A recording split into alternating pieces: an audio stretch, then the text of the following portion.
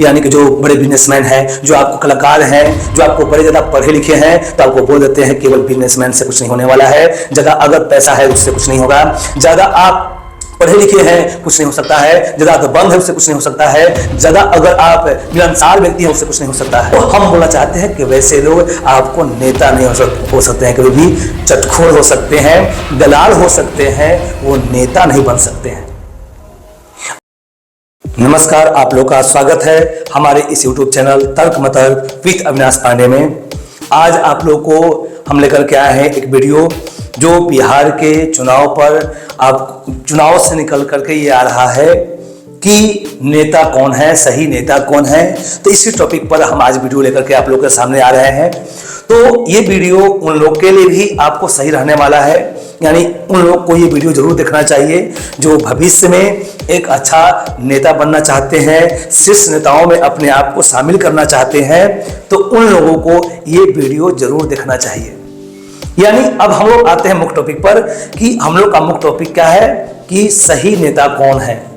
ये टॉपिक आपको बिहार के चुनाव प्रक्रिया, जो भी चुनाव चल रहा है, चुनावी माहौल जो आपके सामने चल रहा है, वहीं से ये बातें निकल के आई है। तो हमने ये विचार किया इस पर एक आपके सामने आपका इसका यानी संगठित स्वरूप इसका देना चाहिए। यानी कहने का मतलब यह है कि बहुत सारे दलों में बहुत सारे निर्दलीय सदस्य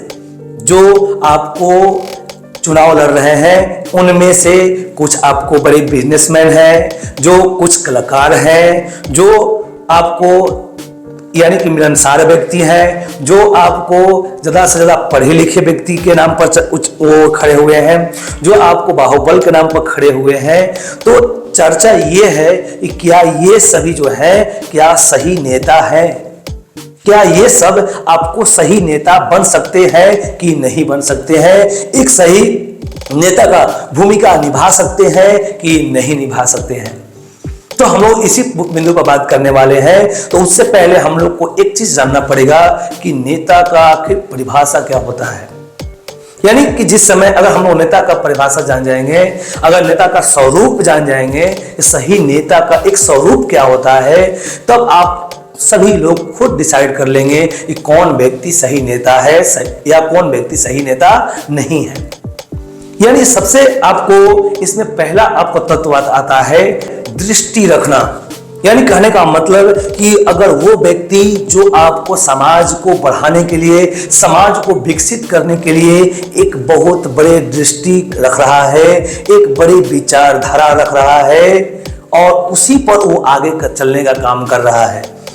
दूसरा चीज है आप लोग को नैतिकता, यानी जिसमें नैतिक क्षमता है, जिसमें नैतिक के आधार पर कोई काम करने की शक्ति है, यानी उसमें कोई भी प्रकार की बाधा नहीं होगी, एक नियमावली से सही ढंग से कार्य चलेगी। अगर वो उसके पास है तो वो आपको सही नेता के दौड़ में शामिल है, सही नेता के रूप में प्रस्तुत कर सकता है। तीसरा आपको पॉइंट इसमें आ जाता है कि अगर कोई व्यक्ति अगर निर्णयकारी है, हम क्या बोले ध्यान रखिएगा, ये जो तीसरा पॉइंट है ये नेता के लिए एक महत्वपूर्ण भूमिका अदा करता है। हम क्या बोल रहे हैं, निर्णयकारी होना। अगर कोई व्यक्ति अगर समाज के लिए किसी मूलभूत आधार पर, किसी मूलभूत काम के लिए अगर निर्णयकारी है और जो निर्णय लिया उस पर अमलकारी है, तो निश्चित तौर पर वो एक सही नेता बनकर के उभरेगा।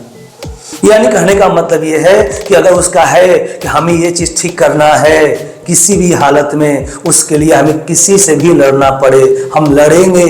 लेकिन ये काम जरूर हम करेंगे या कराएंगे। अगर ये मानकर के चल रहा है कोई व्यक्ति, अगर उस पथ पर चल रहा है कोई व्यक्ति, तो निश्चित तौर पर वो नेता की दौड़ में है, सही नेता वो एक दिन बन जाएगा। तीसरा चीज है आपको नहीं, चौथा चीज आपको अगला पॉइंट है, चौथा में यानी अगला पॉइंट आपको आ जाता है कि सबसे आपको यानी कहने का मतलब कि अगर उसके पास कोई भी अगर जवाबदेही आ जाता है, यानी कोई भी कार्य का अगर जवाबदेही अगर अपने ऊपर ले लेता है, हम क्या ध्यान दीजिएगा, अगर कोई व्यक्ति अगर किसी कार्य का जवाबदेही यानी जो कार्य कर रहा था अगर या कार्य विफल हुआ या सफल हुआ, अगर दोनों का जवाबदेही अगर अपने ऊपर अदिल जोरों से अगर ले, यानी कहने का मतलब यानी कि बुलंद होकर के अपना जवाबदेही खुद अगर ले, तो वो व्यक्ति आपको समाज में प्रकाशित जरूर होगा। एक नेता के तौर पर एक आपको सही नेता के रेस में वो आगे जाएगा। यानी कहने का मतलब ये है कि अगर मान लीजिए कोई कार्य हुआ, अगर विफल रहा आपको, तो विफलता का भी जवाबदेही खुद पर ले ले। अगर सफल हुआ, सफलता का भी जवाबदेही ले। अगर विफल हुआ और उसका जवाबदेही ले रहा है तो उसको फिर दोबारा एनालिसिस करके उस पर काम करे,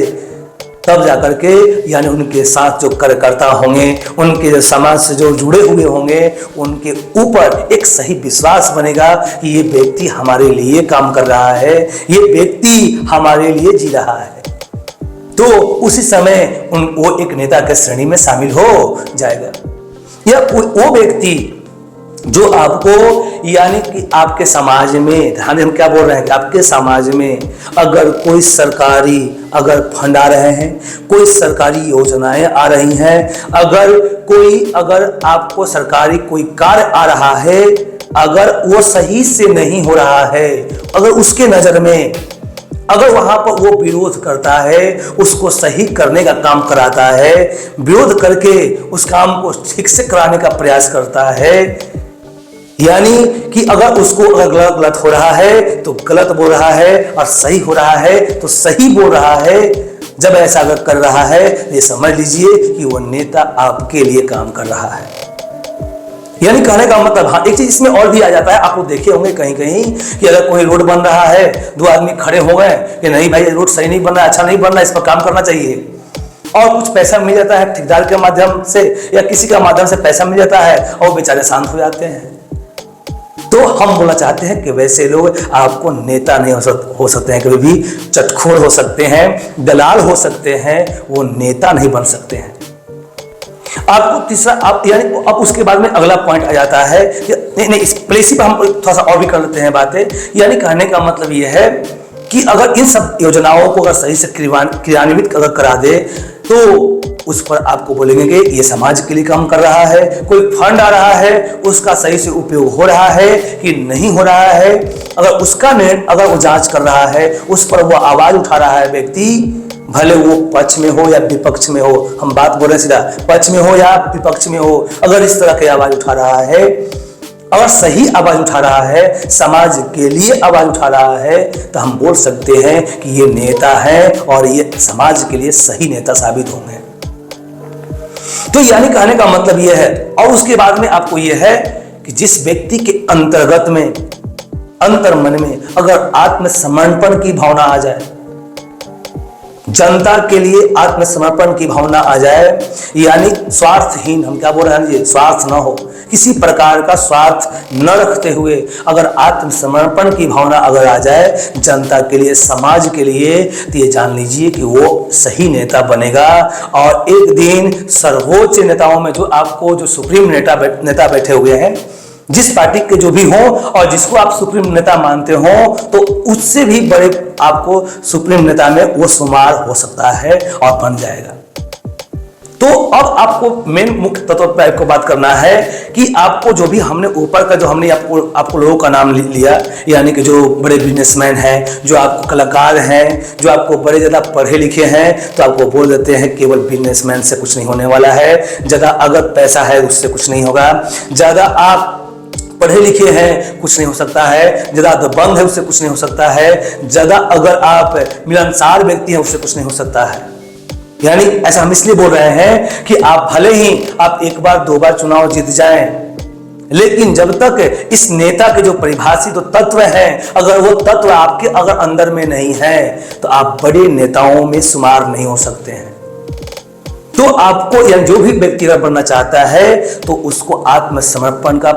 बहुत जरूरी है। यानी आत्मसमर्पण नहीं होगा समाज के लिए, व्यक्ति के लिए, आपके जनता के लिए, तब तक एक आप अच्छे नेता नहीं बन सकते हैं।